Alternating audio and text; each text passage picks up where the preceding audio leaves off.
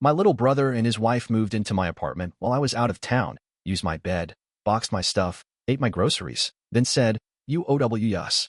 You promised in high school." I was 17. He was 14. I owe him nothing. I got back late on a Tuesday night. My flight from Dallas had been delayed, and I was dead on my feet after 3 days of conference panels and too much small talk. All I could think about was my couch, a frozen pizza, and finally sleeping in my own bed again. So when I turned the key and pushed open the door to my apartment in Portland, I expected silence. Maybe the faint hum of my fridge or the smell of leftover Chinese takeout. What I got instead was laughter. 2 voices.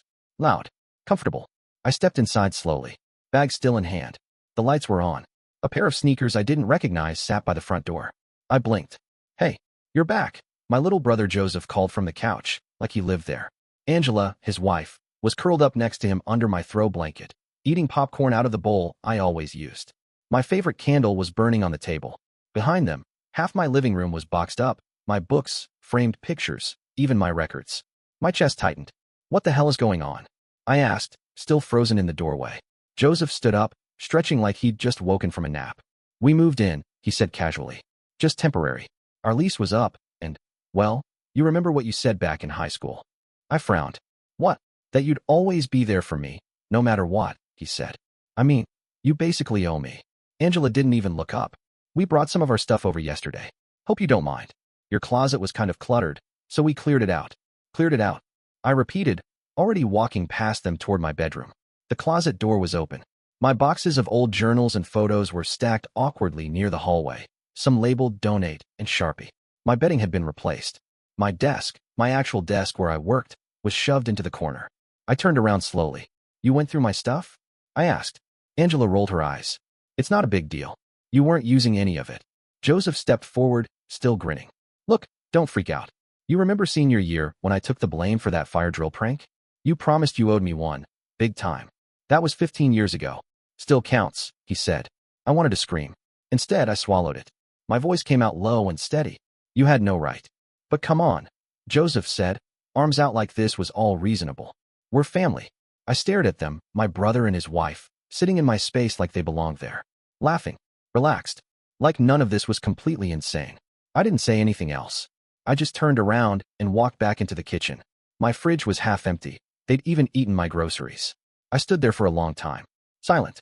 Breathing slow. I wasn't going to fight tonight. I was too tired. But as I stared at my own home, taken over like it was some casual favor, one thought kept repeating in my head. This ends soon. The next morning, I woke up on the pullout in my own living room. My back was killing me. Joseph and Angela had taken the bed, my bed, and I didn't feel like starting a war at midnight. But now, with sunlight creeping through the blinds and my phone buzzing nonstop, I regretted not flipping out. I rubbed my eyes and reached for my phone. 37 unread messages. The first was from my mom. "So proud of you for stepping up for your brother. That's what real family does." Then my aunt chimed in. "You're so generous, honey. Honestly, Joseph is lucky to have you. We're all proud of the kind of person you turned out to be." I scrolled through the group chat. More praise. More assumptions. No one asked if I agreed to any of it. No one even acknowledged the fact that this was my apartment, my space, my life they'd walked into without permission. Just hearts and clapping emojis and words like grateful and hero. Then I got a private message from Angela. "Hey, just so you know, we got evicted. Long story. You've always been the responsible one, so it just made sense. Hope that's cool with you." Cool with me. I sat there, phone in one hand, the sour taste of disbelief rising in my throat. Angela didn't ask. She didn't explain. She didn't offer to help with rent or utilities or groceries. She just expected it. Expected me to cover for them like I always had. To play the dependable one. The grown-up. The one who handled it all. I wanted to throw the phone across the room. Instead, I got up, walked into the kitchen, where Angela had left an empty smoothie blender in the sink, and poured myself a glass of water. I sipped it slowly. My stomach clenched. Why was I even surprised? This was my family. The same family that used "you're the strong one" as a guilt trip. The same family that taught me to mistake sacrifice for love. And standing there in my own kitchen, surrounded by the sound of Angela laughing at a podcast in my bedroom, I realized something. I'd been trained to say yes. To keep the peace. To never push back. But not anymore. I wasn't going to blow up. Not yet. Let them think they'd won. Because the moment they walked in uninvited was the moment I started planning how to make them leave. I left the apartment that afternoon without saying a word. I didn't slam the door. I didn't yell. I just grabbed my keys, wallet, and laptop and walked out like I was heading to the store. Joseph barely looked up from the Xbox. Angela was asleep on my bed with a face mask on and half a mug of coffee resting on my nightstand. I ended up at this old diner a few blocks away. One of those places where the booths are cracked and the waitress calls everyone Han. I slid into the corner booth and ordered a black coffee, then opened my laptop and started typing. Not emails. Not work. Just notes. June 3rd, returned from Dallas. Found Joseph and Angela living in my apartment. Evidence. Photos of boxes, text from Angela admitting eviction. Witness. Landlord, call tomorrow. I stared at the blinking cursor and added. Also found my photo albums packed away. My desk shoved into the corner. My closet emptied. The waitress came by with my coffee. You okay, Han? She asked, giving me a long look. I nodded. Yeah, just organizing some stuff. She topped off the cup and left me alone. I pulled out my phone and opened my voice recorder app. Scrolled through the audio file I had started recording the moment Joseph said, "You remember what you promised me in high school." It was all there. The entitlement. The assumption that my life was community property. It made my skin crawl, hearing it back. But I kept listening, then saved it to the cloud and backed it up to a hard drive. Then I called Logan, a friend from college who now worked in property management. He picked up on the third ring. Hey, I said. Quick question. If someone moves into your apartment without your permission, what's the legal term for that? He didn't hesitate. Unlawful occupancy. Squatting, depending on the lease. And if they're family? Doesn't matter, he said. Do you have proof they're not on the lease? Oh yeah. And they've been touching my stuff. Start documenting everything, he said. Every day they're in there is one more thing in your favor. Next, I texted my boss, Jessica. She'd been helping me set boundaries with people for months, a skill I clearly still hadn't mastered. I didn't go into detail. Just said, hey, I might need help staying calm this week. Something happened at home. She replied a minute later. Whatever it is, they don't get to take your peace. Set the boundary. You've got this. I felt my shoulders relax a little. The last thing I did before leaving the diner was call my landlord. I explained that my sibling and his spouse were staying in the apartment without my permission. He didn't sound surprised. I'll start the paperwork, he said. You just give the word. I hung up, paid my bill, and walked out into the afternoon sun. My chest still tight, but my steps more certain. They thought I'd roll over. They thought this would be easy, but they had no idea who they were messing with. I gave it 3 days. 3 days of sleeping on the couch, pretending not to hear Angela's 7 a.m. smoothies or Joseph's endless video game marathons. 3 days of counting toothpaste smears on the bathroom sink and finding my favorite mugs missing because Angela thought they clashed with her aesthetic. Then, on Friday morning, I walked into the living room with a printed notice in my hand. I had typed it up the night before, signed and dated it. I'd even included a polite footer. Notice to vacate. You have 7 days to remove yourselves and all personal belongings from this property. Anything left after that will be considered abandoned and discarded. Joseph was eating cereal on my couch, shirtless, feet on the table. Angela was on the floor in front of the TV, stretching like she was prepping for yoga. I dropped the paper on the coffee table between them. Joseph blinked. What's this? Your deadline, I said, voice calm. You've got 1 week. Angela looked up, confused. Wait, is this a joke? Not even a little, I said. Joseph frowned, reading it. You're kicking us out? You were never invited. He scoffed. Well, you're really doing this? After everything I've done for you. I stared at him. You mean that high school prank you took the blame for? The one where I got a detention and you got praise for manning up? Yeah, consider the debt paid. Angela stood up slowly, brushing invisible lint from her leggings. You're seriously doing this? Even now? Especially now. She crossed her arms. I'm pregnant. I blinked. Excuse me. I found out yesterday, she said. We haven't told anyone. I looked at Joseph. He shrugged, avoiding eye contact. Angela stepped forward. So maybe now's not the best time to throw us out into the street. I didn't flinch. You should have thought of that before packing up my life without asking. She blinked, stunned. Joseph shook his head. You're really going to make your niece or nephew homeless? No, I said. I'm making 2 fully grown adults responsible for their own lives. That's different. Angela's mouth fell open. You're cruel. No, I replied quietly. I'm finally done being your doormat. Then I turned around and walked into my room, and shut the door behind me. And for the first time all week, I felt like the person who actually lived there. By Monday, things had quieted down. Angela barely spoke to me, and Joseph just sulked around the apartment, slamming cabinet doors and sighing dramatically like he expected me to apologize for defending my own space. I didn't bite. I stuck to the plan. Every night, I scrolled through the family group chat, watching my mom and Aunt Lori post hearts and messages like, "So happy Joseph has such a generous big brother." Angela posted a selfie in my kitchen with the caption, #blessed #new beginnings. The background was my granite countertop, my silver kettle, my framed photo of me and Dad from 2 summers ago, now cropped out. But what caught my attention most was the story she posted the next day, a boomerang of her tossing throw pillows onto my couch with the caption, "Loving our new apartment." Oh, I stared at it for a long time, then took a screenshot. That night, I sat on the edge of my bed and opened a spreadsheet I'd been working on. It wasn't fancy. Just a timeline of events, photos, quotes, texts. A clear, quiet record of the lies. That same night, I got a call from my friend Mia, who worked at a staffing agency downtown. I had messaged her earlier asking about Joseph. I'd always suspected something was off. "Hey," she said as soon as she answered. "So, funny thing. Your brother? He's not working for the company he told your mom he works for." I checked their directory. No one named Joseph Richards in any department. I closed my eyes. That's what I thought. She lowered her voice. "But it gets better. He applied through us 3 months ago. Got placed in a warehouse temp job. Quit after 2 days. I sighed. Unbelievable. I added it to the spreadsheet. Then, for the first time in a while, I smiled. The next morning, I texted my landlord. Told him the situation hadn't changed. He said he'd be dropping off the formal notice by the end of the week and would inform building maintenance to expect a move-out. I also emailed the building's front desk and security staff, forwarding the screenshots of Angela calling it their place, just in case they tried anything slick after the eviction notice arrived. Later that day, I went into her one-bedroom in a building across town. Hardwood floors. South-facing windows. Quiet neighbors. I submitted an application on the spot. I didn't post about it. I didn't even mention it to my mom. Because this wasn't about show. It was about control. They'd wanted my apartment so bad. Let them keep it, until they got kicked out. I'd already found something better. And this time, no one was getting a spare key but me. By Thursday morning, everything was in place. The evidence was sorted. The landlord had the lease violation report filed. My new apartment had approved me, and I was just waiting for the keys. All that was left was to light the match. I started with an email to Joseph's supposed employer, the one he'd been bragging about to Mom, claiming he was some kind of assistant project manager. I attached the screenshots from his social media and the fake email signature he used once when asking me for a business loan.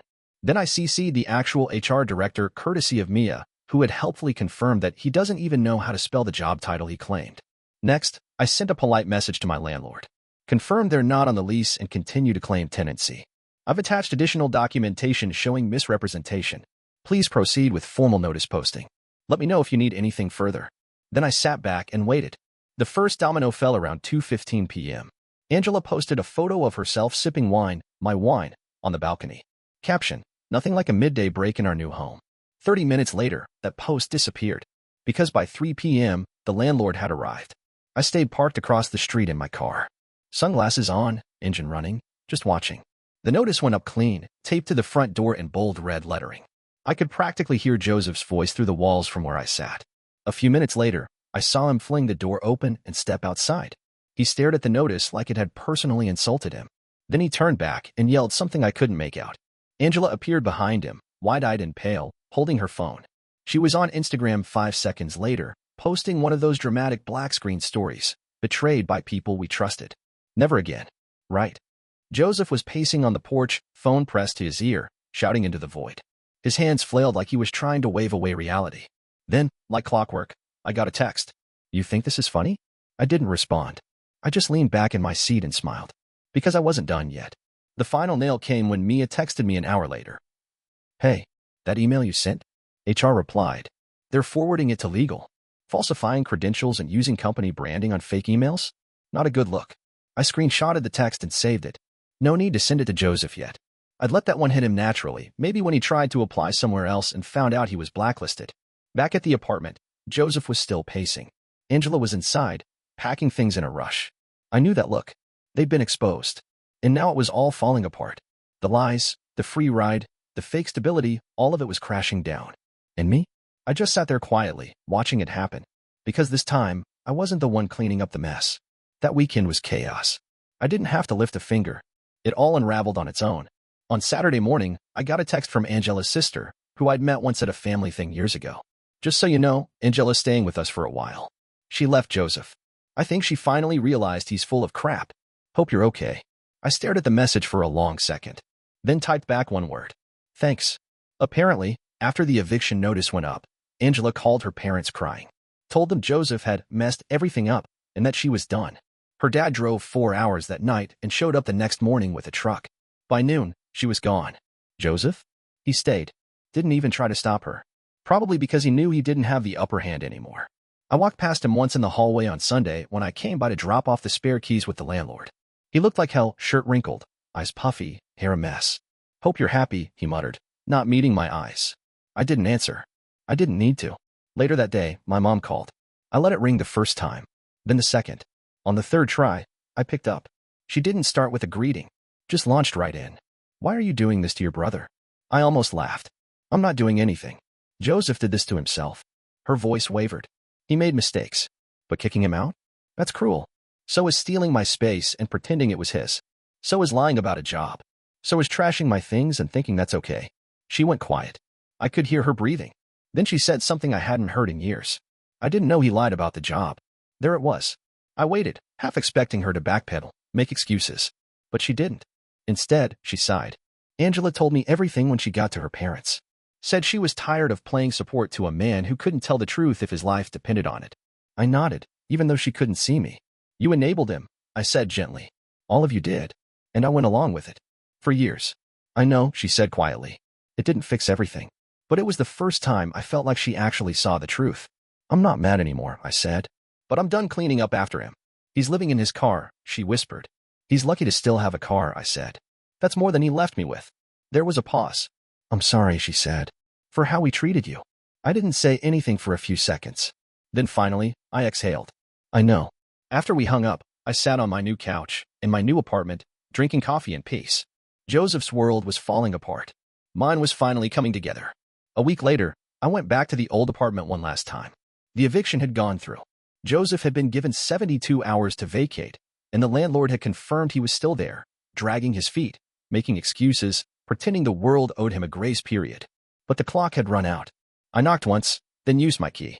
Joseph was sitting on the floor of the living room, surrounded by half-packed boxes and a pile of laundry that definitely wasn't clean. He looked up when I walked in, but didn't say anything at first. "You here to rub it in?" he mumbled. "No," I said. "I'm here to make sure you leave." He snorted, picking at a loose thread on his hoodie. "You really think you're some kind of hero now?" "No," I said.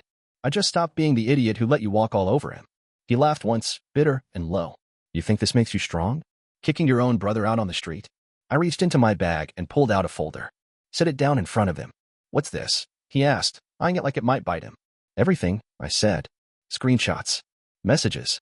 Evidence you lied about your job. Photos of the damage you did to my place. Receipts for things that mysteriously disappeared." His mouth tightened. "You really went all out, huh?" "I'm protecting myself," I said. "I already gave a copy to the landlord.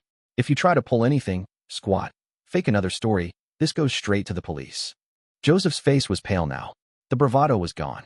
"You do that to your own blood?" I crossed my arms. "You've stolen from me. Lied to me. Used me.